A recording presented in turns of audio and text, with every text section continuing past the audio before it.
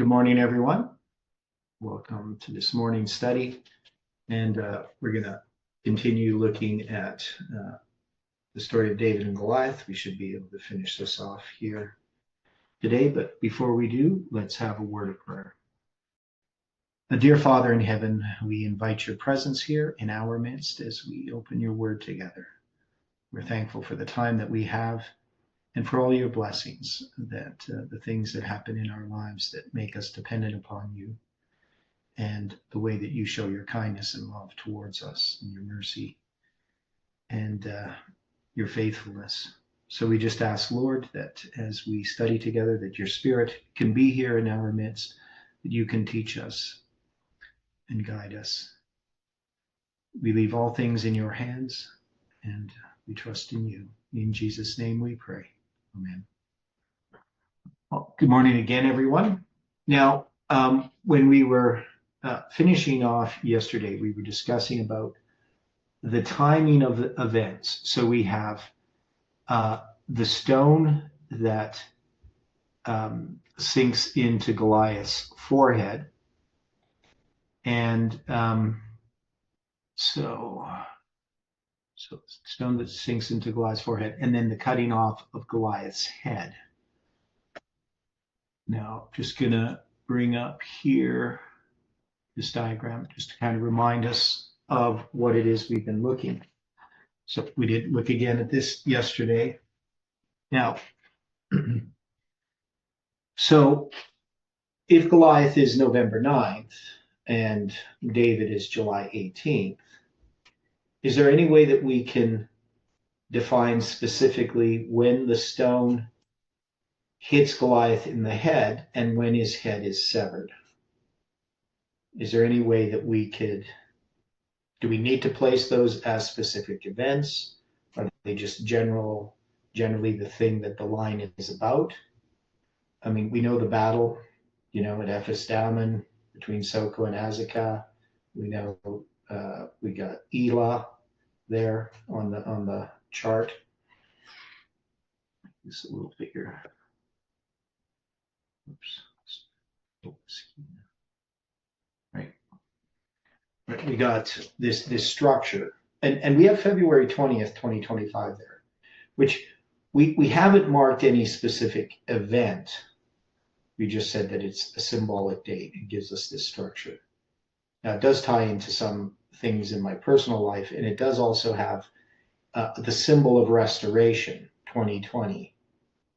But it does help provide, as a symbolic date, it does help provide structure to the rest of the dates, right? So just because we have a date on a line doesn't mean it has to be a particular event. It can just sometimes just provide significance to the line itself. And it's during this time that we're constructing that line. So it's not like it's unrelated to the line, as far as we could say that there is this understanding that comes about at this time. So if we are going to say when the stone, so he has 5 smooth stones, one of those stones he's going to put in this sling, he's going to fire at Goliath's head, it's going to sink into his forehead, killing him, but then his head is going to have to be severed from his body, which obviously is a symbol. So, any thoughts about that idea? You've had, 22 and a half hours to think about it. That's a nice reminder. Thank you. Well, hopefully you weren't awake the entire time, but that's the implication here. So, go ahead, William. I'm sorry, Dwight. I was thinking about Daniel 2, but the stone gets the foot, but it hits the foot instead of the head, so I don't know. Okay, well that's kind of an interesting idea. I mean, I never really thought about that, but yeah, we have a stone smiting the foot of the image, which causes it to topple. But here, this stone is going to hit the head, but it doesn't mean that it's not related. Okay, the situation that we're dealing with here when we concluded yesterday's meeting, Mhm. I realized that we had gotten down to about paragraph 9. Yeah. I went back into this because there's still, I think, more that we can obtain beginning in paragraph 5. But I'm going to lay this out, simply Okay. as I can. Okay, so Goliath is angry with the fact that there is not a man that wishes to battle him. Yeah. That this, as he calls him, stripling, comes before him. So Goliath, as Mrs. White writes, was filled with amazement and anger. He wants to project words designed to make David run away. So this threat, this haughty threat, only served to inspire the youth with loftier courage and to kindle in his breast a greater zeal to silence the enemy of his people. Okay. Now, was there something that occurred from 2017 through to 2019 that were words that were haughty, lifted up? Mhm. Well, probably, but are there specific words you're thinking of?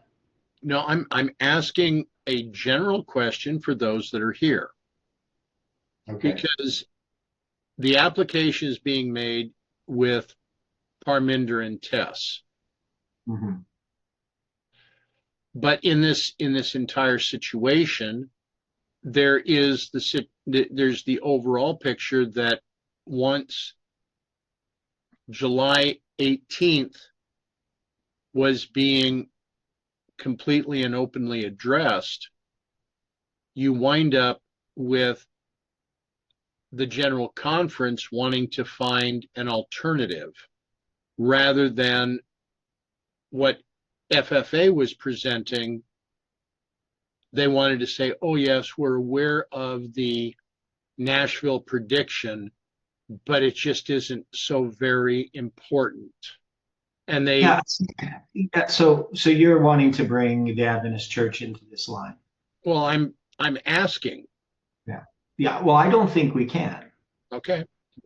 That's kind of been my view about this line, and what we've done with a lot of the lines is there's definitely a way that we could apply this to the Adventist Church, but it wouldn't be in this line. That would be some bigger line, right? All right. Now, Yeah. David steps forward and addresses Goliath in language that is both modest and eloquent. How does the movement do that with Future for America? Well, I mean, I think that what we did with chronology was modest and eloquent, as far as, what it was saying to us, if that makes sense. Not really. Okay, so when we look at what Parminder was presenting, under all of that was this work done with chronology, which was primarily addressing the prophetic periods, nothing to do with time setting, right? I mean, the 391 half, that just came from an understanding of the chronology of the kings of Judah and the prophecy of Ezekiel chapter 4 with the 390 and the 40 year and day periods, right?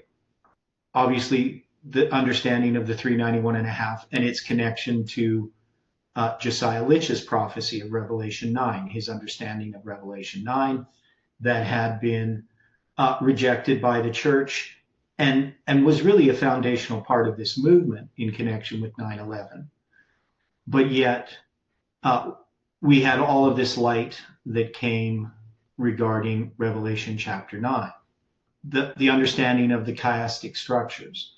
I would say all of these things were quite eloquent and also modest, that there was nothing about them that was sensational, right? This wasn't anything that was really trying to draw attention to itself in that sort of way. It wasn't like, you know, clickbait type of thing. It was just very solid Adventism. But when we look at the type of boasting that's happened in contrast with that, I would look at what happens in connection with November 9th as a type of boasting. And the one is the type of claims that were being made, which really weren't grounded.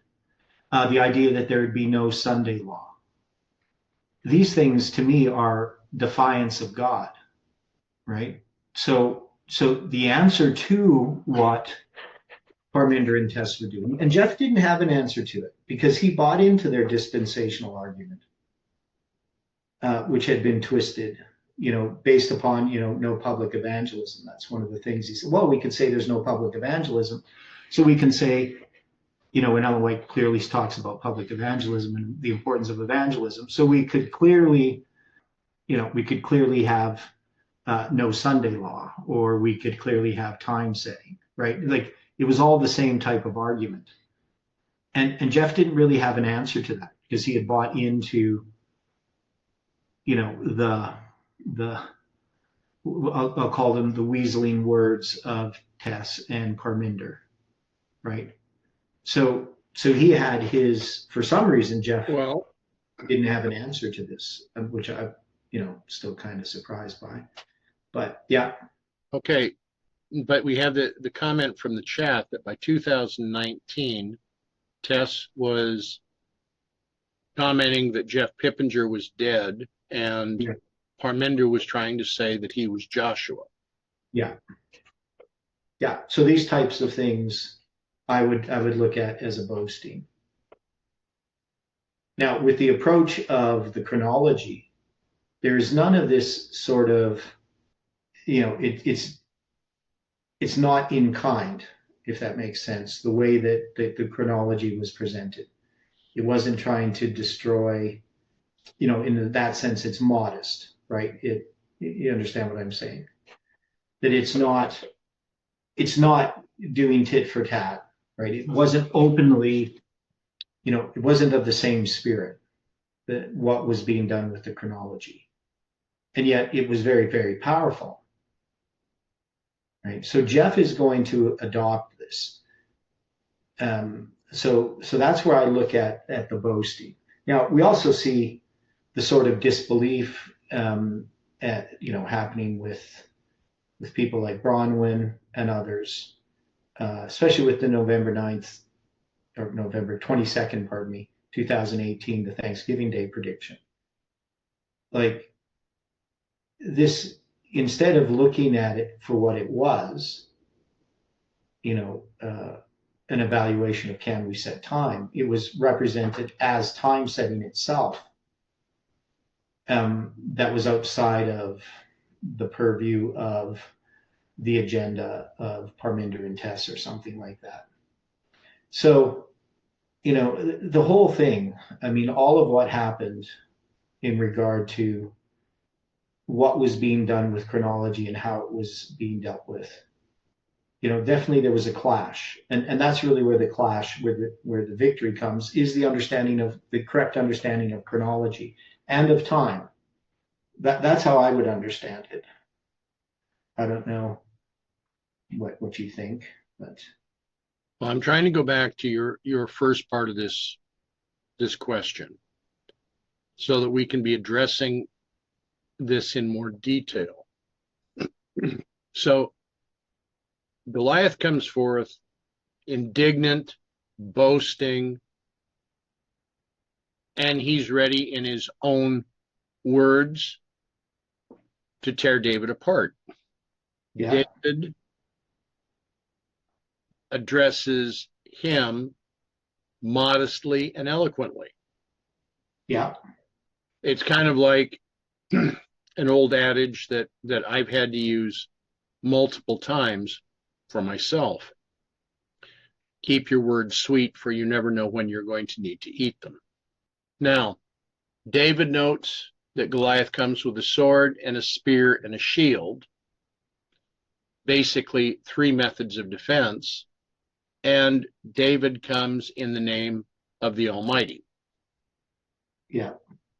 David gives a prediction that the Lord would deliver Goliath into his hands.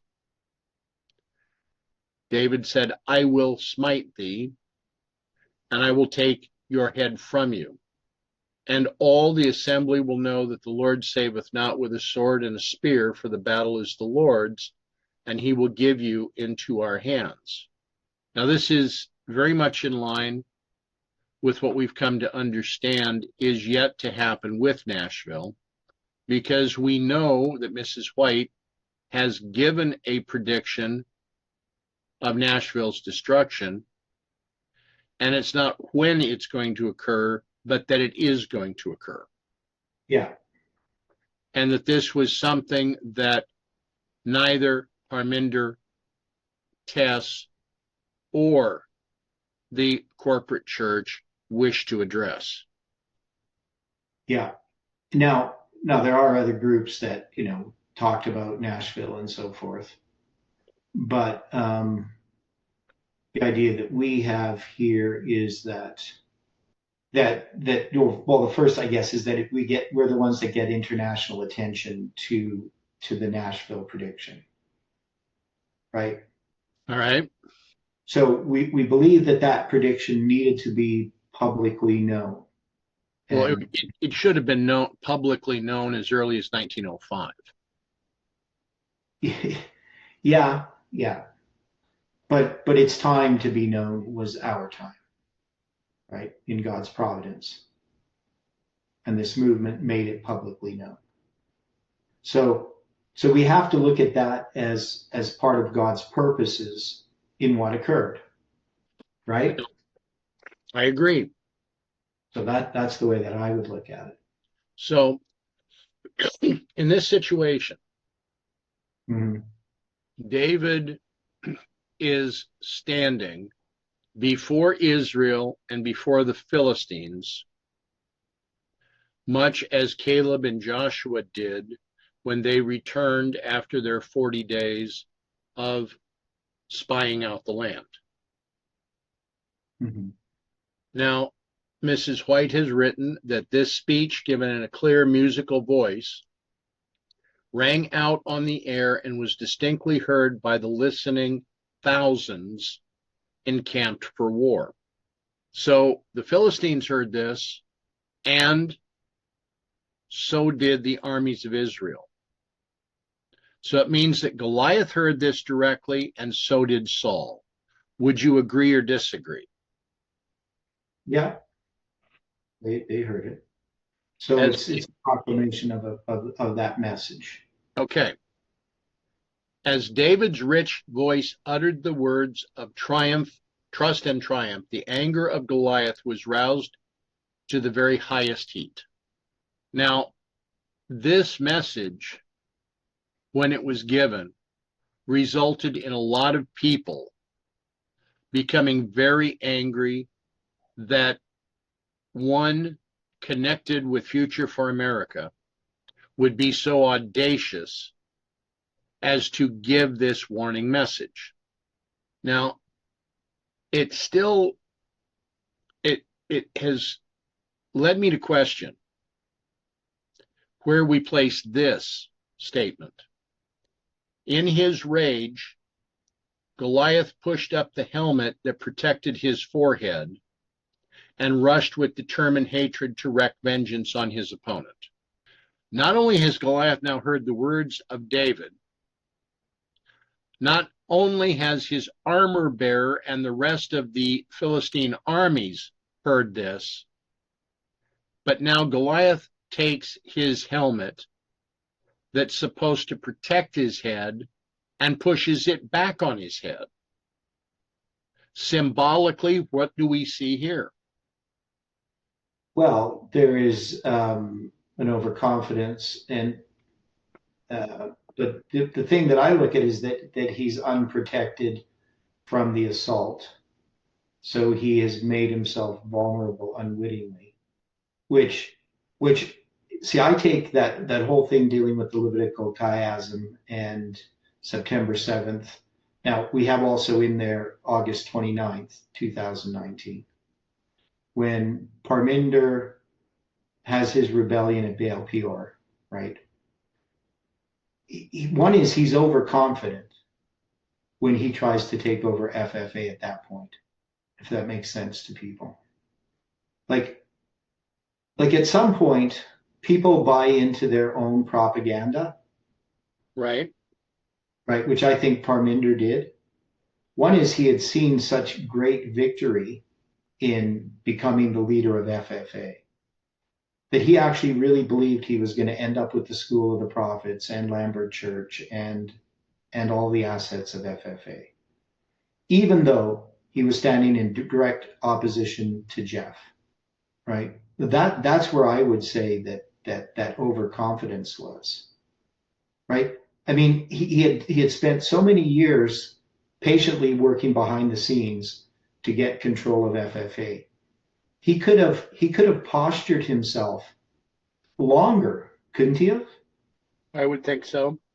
Yeah. So that was the thing that I found kind of peculiar, is that, somehow, because, I guess maybe they're in Germany and, just everything seems to be going their way, that they're in control. They got Bronwyn, under their wings, and yet he's going to do things that are going to get Bronwyn upset, right? He didn't need to move that quickly. He could have moved more patiently. He could have given the pretense of being a conservative for longer, but instead, they had to go and basically challenge Jeff. They believed that they were undefeatable, right? All right. But Jeff had a response, right? And that response that Jeff is going to have is July 18th. Now, they already know about the July 18th, right? Because that's been addressed earlier. I mean, back in 2018. So Parminder knows about this. They think it's error. They've done everything they could to undermine July 18th. I think they would be surprised that Jeff picked it up, right? Because they felt that they had discredited, the whole message by basically trying to discredit me. But, to say Goliath lost his reason completely, I think Parminder lost his reason. Like their whole thing about November 9th, it didn't really, maybe part of their issue that they were having that might have pressed Parminder's hand a bit is November 9th was coming on fairly quickly, right? By August. And that's probably why he felt he had to move faster. Because I don't think that Parminder actually believed anything was going to happen on November 9th. I don't know if that makes sense to people. But I don't really think Parminder believes his own message. Parminder is very much like a magician on a stage. He wants you to concentrate on one thing, and through sleight of hand, misdirection, he comes up with something else. Yeah, well, he's a health elixir salesman, at a carnival, right? So he doesn't. All these things are just serving a purpose. November 9th was just serving a purpose. It wasn't about what was going to happen on November 9th. So what you're saying is that Parminder is a snake oil salesman? Yeah. Oh yeah. There's no doubt about it. Yeah. So, but in some ways, they still kind of buy into their own propaganda. Like he really believed that, he was going to end up with FFA, right? Now, he could have been a bit more patient, I guess, until November 9th. But November 9th was coming, and he wasn't really expecting anything to happen on November 9th. And I think Tess has also been played by Parminder as well. I don't think that Parminder really thinks Tess is a prophet. But, it's hard to know what people think, because sometimes people do believe their own lies. But, but the point is, none of it really made any sense. Parminder is overconfident, just as Goliath is. So we could say the Philistines were overconfident in Goliath. Goliath represents November 9th and they're boasting, but it's all just a sham. Now, July 18th, as it's used by Jeff, obviously, it's in God's providence that we give this warning to Nashville. But the purpose of July 18th was not to give us a date for when Nashville was going to be destroyed, but to correct the movement because of Parminder's false teaching.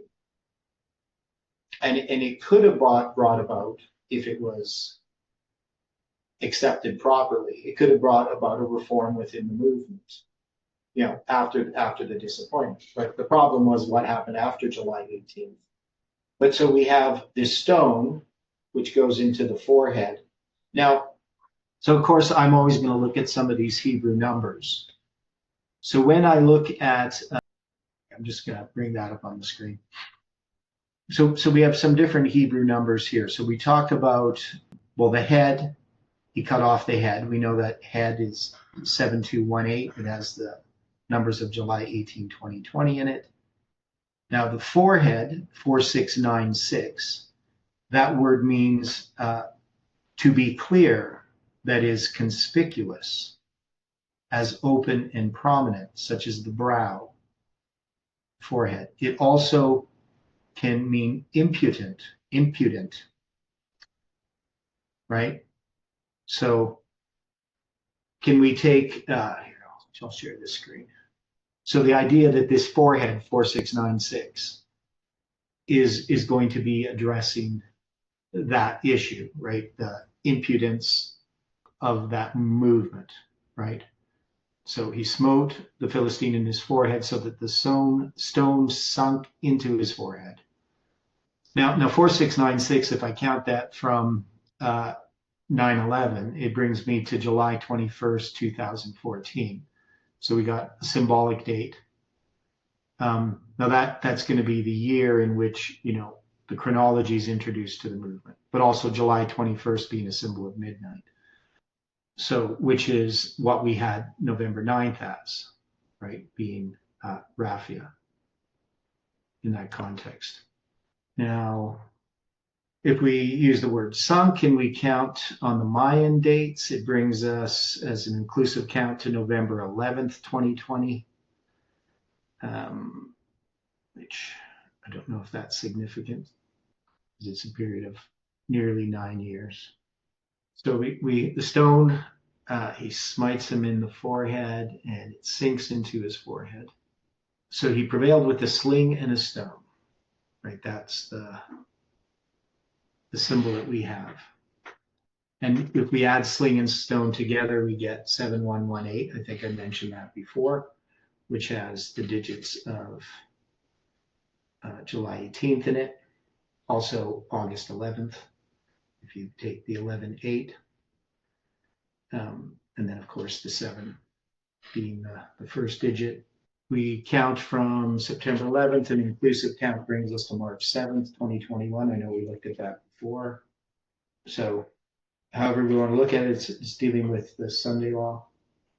So, I mean, I think we just have to say that this event, the stone hitting Parminder's forehead, or Goliath, or November 9th, however we want to define it, is a defeat, but then we also have to have his decapitation, right? So do we have that at some other point? That is, that Parminder's influence, the Philistine influence, is still there until the head is severed, right? And then we have this part where the men of Israel and Judah arose and shouted and pursued the Philistines until they come to the valley and to the gates of Ekron. And the wounded of the Philistines fell down by the way to Sha'araim. Sha'araim. Yeah, Sha'araim. It's kind of hard to say. Even unto Gath and unto Ekron. And we started looking at that before as well. Sha'arim is the double gates, right? So it's 8189, but it's the dual of 8179, right? So the word itself occurs 3 times here in First Samuel, in Second Chronicles as well, and in Joshua. And again, it's just a location, right? It's just this place. The word, it's the dual of this 8179, sha'ar, an opening that is a door or a gate. But because of the dual form, he's giving it a different Strong's number. So double gate. Now we saw, Samson taking those 2 gates, and we have the idea that this is a chiasm, a double gate. Of course, the way to Sha'arim, the way there you can see is 1870, July 18. And then we have, so maybe there's some way in which we look at this number. I don't know. It would be a period of 22 years and 153 days. Let me think here. So as an inclusive count, if we count from September 11th, we get February 11th, 2024. And center date, if we look at the gates as a center, that would give us November 26th, 2012, which is 11/9 on the biblical calendar.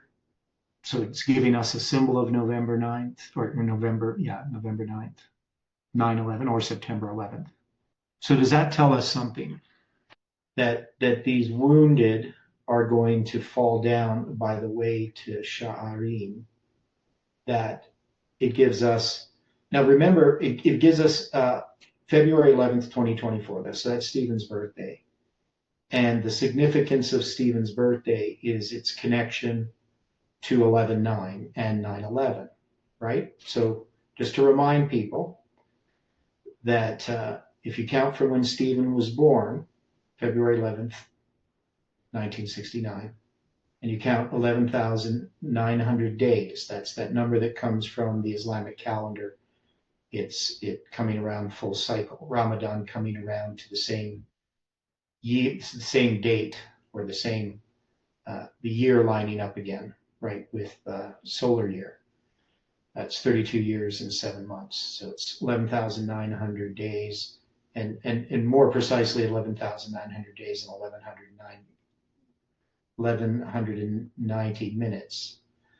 But in this case, it depends on how it lines up, whether it's you count 11,900 or 11,901. But anyway, in this case with Stephen, if we count from his birthday, it brings us to 9/11. And if you count from 9/11, 1190 days, it brings you to November 9th, right? So Stephen has that connection. So if we take this number, Sha'arim, which is these double gates, and since there's 2 gates, we're just going to count from 9/11. It's going to bring us to Stephen's birthday in 2024. And then the center date between that is going to be, on the biblical calendar, 11/9. Well, it'll be the 9th month, the 11th day, so like September 11th symbol, right? But also that symbolizes 11/9. Does that make sense to anybody, what I just said? Or is that too esoteric? So again, it's giving us this tie between 11/9, November 11th, and September 11th as symbols. Yes, it's repeating this connection. Okay. And then we know that Stephen, he's the one who's going to use November 9th. Now, he's not going to actually make a prediction that November 9th, 2019 is a special date, but he has November 9th in his sights, dealing with the 1,844 days from October 22, 1844 to November 9th, 1845. No, 1849, right? And so he has the pieces in place for November 9th. So when he sees Tess presenting November 9th, he sees that it makes sense. I also, with my study, end up affirming that November 9th makes sense. But again, not in the way that Tess is doing it, right? So this ties together what Stephen has done and then the work that I did. And so them falling down. So these are the wounded, right? So we have some of the wounded that are falling down. So wounded 2491, the slain, fatally wounded, pierced, right? So it can mean those that are dead, or so it's not just casualties. They're the ones that are going to die generally. We could say it's casualties, but it can refer to both. Properly to bore, that is to wound. Figuratively, it can refer to a profane person, place, or thing. To break, to begin, as if by an opening wedge. So there's lots of different things also applied to like a pipe that has a bore in it, right? Because that's probably what it means, the word. So somebody that has been pierced, right? Wounded. Okay, so that's 2491. And then they're going to fall down. So they fell down. To fall, a great variety of applications, intransitively and causatively, literally or figuratively, can mean to be accepted, cast out, right? All kinds of different things. So overthrown. Now it says even unto Gath and to Ekron. So Gath being 1661. When you see numbers like that, you always know they're divisible by 11. So 1661 is 11 times 151. 151, I think, is a prime number, but I'm not certain. I have to look it up. Can't think of what it would be divisible by. Yeah, it's a prime number. It's the 36th prime number. It's also the duodecimal is 107, which is a symbol of the 10th day of the 7th month. That's a bit obscure, but that's what Gath is. So and then we have Ekron. So to Sharim, even unto Gath and unto Ekron. So I think it's just including these three places. Ekron means eradication, immigration, or torn up by the roots. Okay, so we have some symbols there. These symbols tie us to our lines. Any more thoughts on this? Just a lot to take in. Yeah, there is. But what we can say is that it makes sense to apply this the way that we have been applying it, right? Now we still have this part about Saul inquiring, and it's kind of tied to the next chapter. So there is actually not a natural break between the end of chapter 17 and the beginning of chapter 8. Right, that is, it's part of the same story. What I'm saying. So it's going to give us this perspective. So it talks about David defeating Goliath, right?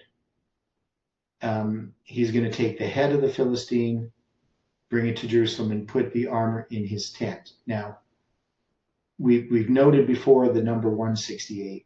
It's the number of hours in a week. It's also, if you multiply it by 77, you get my home address, 12936.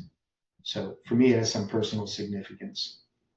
So David puts this in his tent, the head of the Philistine. I think, well, he took the head of the Philistine and brought it to Jerusalem, I guess, but he put the armor in his tent. Okay, is what happens. So I guess he takes, so where's his tent? Because I think you asked that question before, Dwight, just like, where's his tent?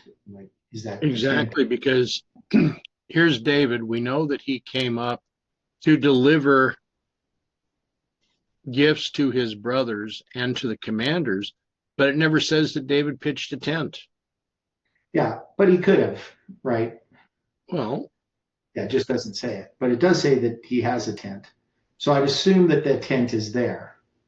Now, the thing is, the word tent can be translated as in different ways because it can be a home as well, right? So it could be that he just put it in his home, right? Not necessarily a tent. Okay. So that word can be translated home, tent, or tabernacle. But he's taking the head of Goliath to Jerusalem. Now, then they have this section, right? So they're going back to what's being said between Saul and Abner during the time that David's going to fight Goliath. So before he actually defeats him. When Saul saw David go forth against the Philistine, he said unto Abner, the captain of the host, Abner, whose son is this youth? And Abner said, As thy soul liveth, O king, I cannot tell. So the question is, as we've noted, is why is he asking, since he already knows who David is? Right? So there's different speculations that people have in regard to that. But what we've seen so far is basically he wants to know more what kind of threat David is to his kingdom. That's really the point. Is because he knows that someone else is being chosen instead of him to be king. And so this would be his underlying suspicion that it might be David. Right? That's the conclusion we came to. I believe that's a fair presumption at this point. Yeah.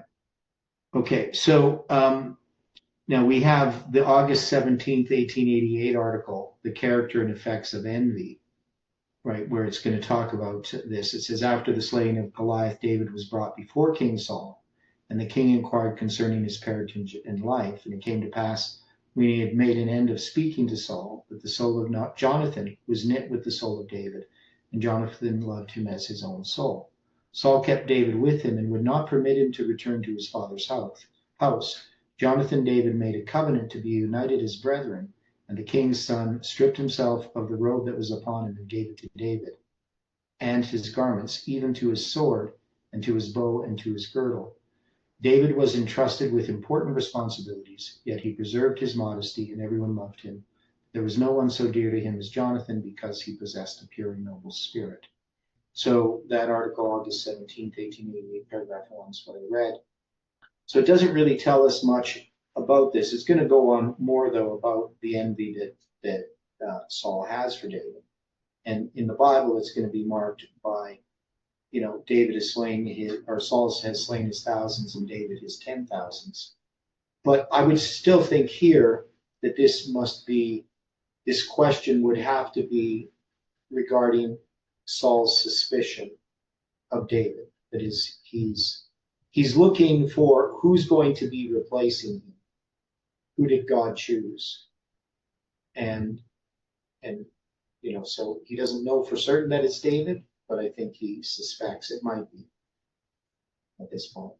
So when after he had slain Goliath, right, he's going to come before Saul with the head of the Philistine in his hand. And Saul said to him, Whose son art thou, thou young man? And David answered, I am the son of thy servant Jesse the Bethlehemite. So we noted that Bethlehemite is 1022, October 22nd, that there's something about this, the connection between July 18th and October 22nd. So I think this inquiry has to do with after the disappointment, because we're going to connect July 18 to October 22nd, 1844. So that's the way that I would address this. That it's the question regarding July 18th.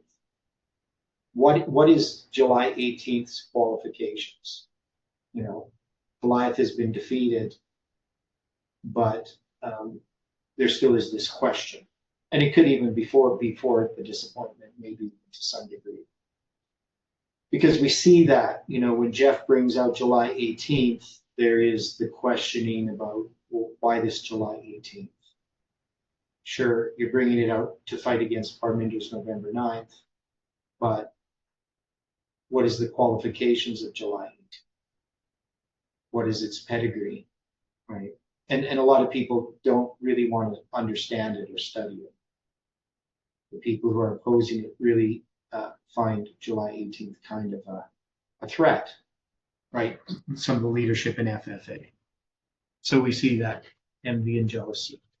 Okay, any more thoughts on the end of this chapter? Maybe we didn't read the last paragraph, paragraph 9 of August 10th, 1888. The Philistines were smitten with terror. They knew that the day was lost. In horror and confusion, they began an irregular retreat. The shout of the triumphant Hebrews echoed along the summits of the mountains as they rushed after their retreating enemies. And they pursued the Philistines until they come to the valley and to the gates of Ekron. And the wounded of the Philistines fell down by the way to Shaaraim, even unto Gath. Right, so it's just going to quote the rest of that verse that we already read, the rest of that chapter, dealing with that part. Now, so we're going to have in Heidi and I are there in Arkansas in 2018. So we're going to have the camp meeting where we're going to present the 391 days between October 13th and November 9th. I'm going to present that. And then we come up with this July 18th date in early November. And then Heidi's studying the Great Visions of Ellen G. White. And in there, she notices this Battle of Manassas. And this reminds me of the Battle of Manassas, right? There's going to be this retreat. What ends up happening is the North is coming against the South. It's also called the First Battle of Bull Run. And it's going to be on July 21st let me see here. I always forget these dates, believe it or not. Okay, so just want to make sure I got this right. How do you spell Manassas? Okay, yeah, so that's going to be, July 21st, 1861, the 12th day of the third month on the biblical calendar. Now, Ellen White, here, I'll just show you what I'm looking at. So since it reminds me of that, could it be that that what we were studying regarding these civil wars were relating to the civil war that was coming within the movement itself? Now, we always connected it to the American Civil War, but there was a civil war going on within the movement, right? So here in this chart, we got Ellen White's first Civil War vision, January 12th, 1861. And 90 days later, on April 12th, 1861, the Civil War begins. Now, that's going to be the first day of the first month on the biblical calendar. And then 100 days later is going to be the Battle of Manassas, July 21st, 1861. So we can see we have a symbol for the first day of the first month, and then we have a symbol for midnight, right? The Battle of Manassas. Then Ellen White's second vision is going to be 13 days after the Battle of Manassas. And this is where she has the vision regarding the Battle of Manassas and what caused this precipitous retreat, right? Here she talks about an irregular retreat, right? In horror and confusion. So very similar to what happened in the Battle of Manassas. Now, the reason why that retreat occurred is that an angel waved his hand backward, which caused the retreat. And if the angel had not done that, the North would have been slaughtered by the South. That is, the North was unaware of the trap that they were falling into as they were approaching the Confederate armies, right? So I read about it in the paper on the Civil Wars. But this was found by Heidi. She found this, and then we looked into it, and then we came up with the Thanksgiving Day prediction. So, and that's going to be part of that Civil War, in a sense, what happens with the November 22nd, 2018 prediction. So is that making sense to people? Can we say that this civil war, this battle, even though this is not a civil war per se, between the Philistines and the Israelites, it is in some ways in that the Philistines had basically infiltrated the land of Israel. So, and just as Parminder's group did. So it's a battle between Parminder's group and ours, and it's typified here with this civil war. So does that make sense to people or not? Ellen White has 3 Civil War visions. They're all really significant in what they talk about, but there's a lot of other dates on this line as well. We have the Emancipation Proclamation, which is also the first day of the first month in the symbol of January 1st, 1863. So it's the 10th day of the 10th month on the biblical calendar. So that there is the significance of that, of course, has to do with the idea of the siege.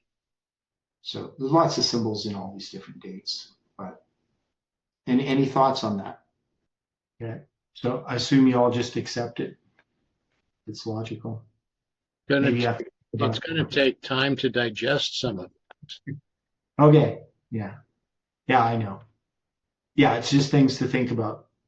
Okay, so now we have chapter 18.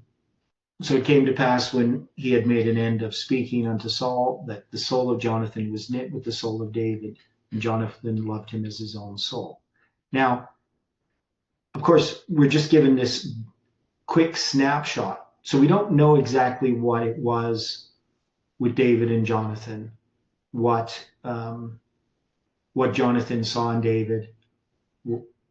Obviously Jonathan's older. Stephen, how much older is Jonathan than David? Depends. Yeah, but roughly, what's the span? What's the range? I mean, he's definitely not David's age. No, I think he's maybe about 30 odd years older. Okay, so if Saul is how much older than David? Maybe about 45, maybe 40 years. Okay, so if he's 40 years, then and David's 15, right? So maybe 30 years older, 25. Like 30 seems kind of steep. Oh, right, yeah, 25. Okay, so 25 maybe. Yeah. So how old Saul was when he got married? It'd probably be his oldest son, of course, if he had other sons, which I think he did. But right? Yeah, I sent the email to Dwight. Which I'm looking at. Just to sort of, he proposed 55 years. I was just sort of looking at the chronology as to how to fit that in. Okay. But it could be that Saul is older. And, okay. It depends what age you had Jonathan at. There's definitely more than 20 years between them. Right? That's the conclusion we've come to. At least 20 years. Between Jonathan and David? Between Jonathan and David, yeah. At least, I think. Yeah, and so Jonathan's, love for David is probably like, it's like a kid brother sort of thing, right? He sees in David something that he admires, and really is supporting David, right? So the question here dealing with FFA being Saul and David being July 18th and Jonathan primarily being, me to some degree, just the symbols attached to me, but really having to do with the chronology. So that just shows that within the movement that there's this move away from FFA and this loyalty to July 18th over FFA. At least that's how I look at it. So then it says, Jonathan stripped himself of the robe that was upon him and gave it to David, and his garments, even to his sword and to his bow and to his girdle. Okay, so we have some symbols here that we attach to the armor of God, right? Sword. Well, it doesn't talk about a bow in putting on the whole armor of God, but these are um, things that we would look at as being part of the weaponry, and of his robe. So his robe and his garments, even to his sword and to his bow and to his girdle. So Jonathan is putting everything into David, right? That's where his loyalty lies. Okay, so when would this be? So if we're saying that Jonathan represents the chronology, or me in connection with the chronology or something, David representing July 18th, how do we, any thoughts on this? I don't have a direct answer for the question that you're asking. Okay. I'm trying to consider a lot of these things and then see how all of this can work. Yeah, okay. So when it says he stripped himself, this word means to spread out. That is to deploy in hostile array, by analogy to strip, that is unclothe, plunder, flay, fall upon. So it has some military symbolism attached to it. Now he stripped himself of his robe, ma'il, that is his covering, the upper and outer garment, cloak, mantle, coat. And then, of course, just garments is mad, properly to extent that is the height, also the measure by implication of vesture, right? So it can also refer to armor. So it probably refers to the armor itself, even to his sword, right? So that's a cutting instrument, and to his bow, 7198. That's a bow for shooting, right? So it's pretty clear. And to his girdle, 2290. Kagor, that is the belt, the apron, part of the armor that girds themselves with, right? So basically, Jonathan, after David has defeated Goliath, Jonathan is going to make this covenant, and that would be berit, right? So that's the word, the sense of cutting, like a compact. So he makes a covenant with David because he loved him as his own soul, right? And he's going to give him his armor. Okay. Yeah. Jonathan, of course, means given of Jehovah. David means beloved.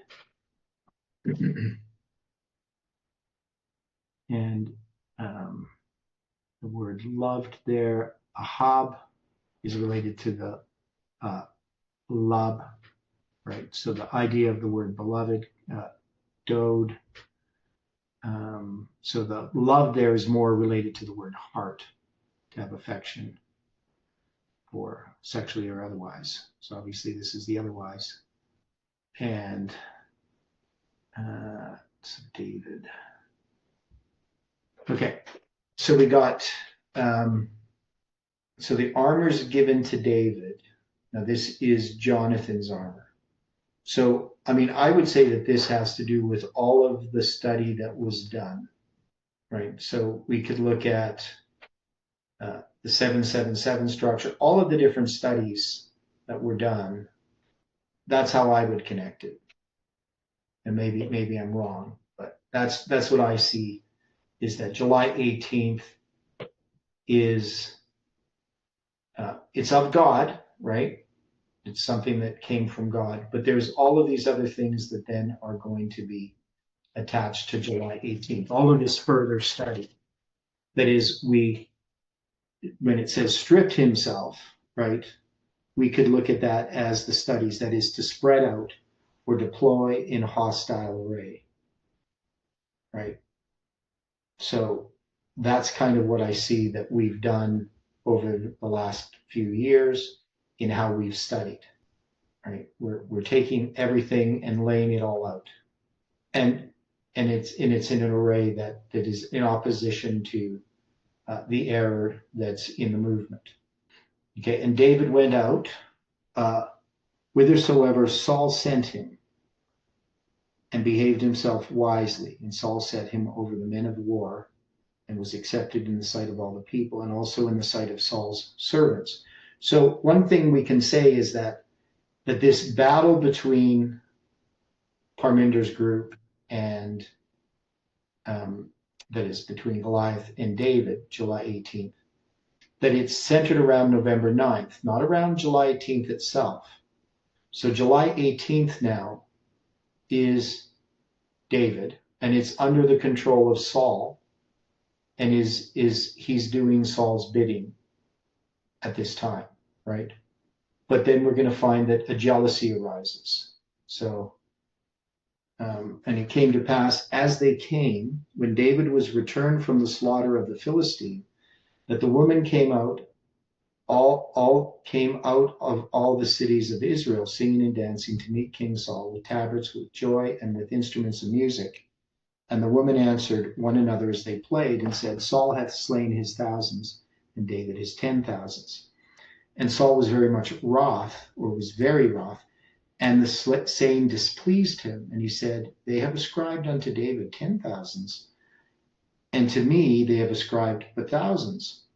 And what can have he more but the kingdom?